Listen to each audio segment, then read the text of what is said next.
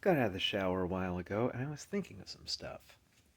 A lot of my videos are me just looking at me and telling myself things, and you guys are just kind of along for the ride. I'm like, well, hey, may as well upload it while I'm talking to myself. I mean, there's more to it than that, but I don't. That's not what I want to talk about. What was the thing I was going to talk about? Oh yeah, my brain. Oh man, I always have like high power emotions, so I always am holding back tears. I've mentioned that before. Plus, I'm sure there's black mold. Anyway, my brain.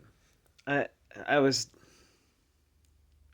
Destronia asked me like what my energy throughput was, and I'm like, well, I can sustain about 7,200 calories of metabolic throughput in a 24-hour period, but I can only do that for about 55 hours straight.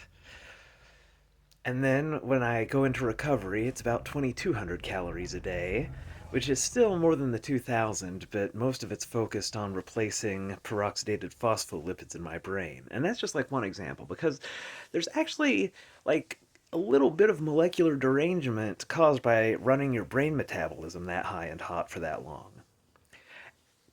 But there are subtle blessings to being the Lord. One, my RRF. That's your righteousness regeneration factor. If you know that you are trying to do the right thing, that you are doing your goddamnedest, your brain knows that, and it tells your body to stay alive. Because remember, humans are a social species. You ever wonder why people get old and die? It doesn't matter. My point is, you're not just one person, but your brain is adapted to essentially make you undergo apoptosis if you're useless, and make you regenerate more robustly if you are useful.